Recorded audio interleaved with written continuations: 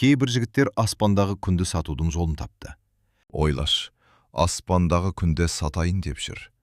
Бать, не болып бара жатыр бұл заман? Қандай керемет уақытта өмір сүріп жатырмыз. Бізді еш нәрсе таңғалдырмайтын сияқты. Жасанды интеллект мәтін жазып, сурет салады. Кез келген видео жасап береді. Машиналар жүргізушісіз жүре алады. Электромобильдер дәстүрлі көліктердің орнын басып жатыр. Технологиялар қатты жылдамдықпен дамып келеді. Бірақ бүгін мен сені таңғалдырмақпын. Иә, осы ғажайып заманда да сен таңғалатын заттар бар. Бұл әзіл емес, және фантастика емес. Сен не істесем болады деп жүргенде, кейбір жігіттер аспандағы күнді сатудың жолын тапты. Ойлаш, аспандағы күнде сатайын деп жүр. Бать, не болып бара жатыр бұл заман? Сен жүрсің кредитке телефон алып, Каспий ретпен тамақ ішіп. Бірақ сен далбанда Каспийде жоқ шығар. Каспийің блокта ғой. Өмірге деген интересің жоқ қой, бауырым, бетің айтайын. Бетің артынан сөйлемеймін, сен бетің айтам. Өмірге деген сенде желание жоқ па? Казино ойнап ставка тігіп, қай-қайдағы шетелдің қанішер жауыздарын байытып жүрсіңдер. Арақ пен наркотикке салынып жүргендерің қаншама. Қойсаңшы бауырым-ау, қазір сөйтіп жүретін заман ба? Өзгеретін уақыт келді. Меняйся или сдохни. Адамдар түннің қараңғысында жердің белгілі бір нүктесін жарықтандырудың жолын тапты.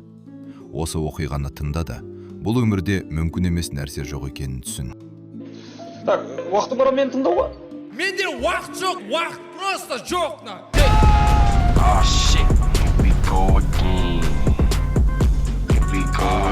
Бұл данышпандар күн сәулесін сатудың жолын ойлап тапты. Сен картадан кез келген нүктені таңдайсың, бір батырманы басасың, және ғарыштан дәл сол жерге, тіпті түннің қараңғысында да күн сәулесі бағытталады. Ал ең қызығы, олар оны қалай жүзеге асырмақ? Компанияның атауы Reflect Orbital. Қалай? Reflect Orbital. Олар орбитаға шағылыстырғыш айналары бар спутниктерді шығарады. Дәл есептелген бұрыш пен мінсіз теңестіру арқылы, бұл айналар күннің жарығын жердің кез келген нүктесіне бағыттай алады. Шын мәнінде бұл орбитадан басқарылатын жарық сәулесі. Бастапқыда технология түнгі уақытта күн электр станцияларын қуаттандыру үшін ойластырылған. Себебі күн ешқашан сөнбейтін ядролық реактор тәріздес болып кіреді. Бірақ уақыт өте келе идея ауқымы кеңейді.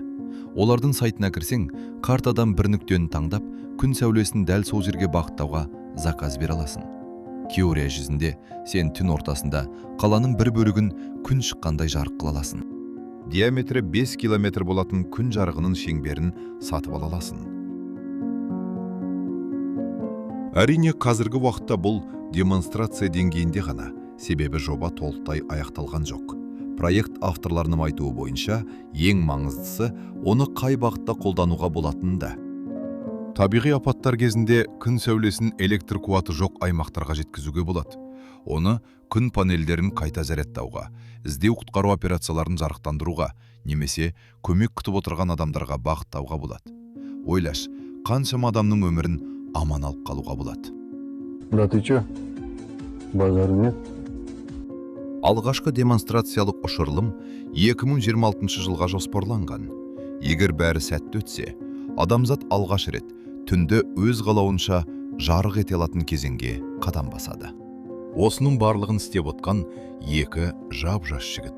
Жастары әлі 30-ға да толмаған. Мәселе мүмкіндікте емес. Мәселе сенің әрекетінде, братишка. Братишка дейтінде не? Бір ағалық маған бір өмірде бір не? Дасақандас болып, бір аға ретінде жеңгемді тамақ сетіп қой, күтпең не? Братишка дейтіндей. Бірақ айырмашылығы, олар бұны істеу мүмкін бе деп сұрамады. Олар бұны қалай жасауға болады деп ойлады. Сондықтан өзіңе бір сұрақ қой.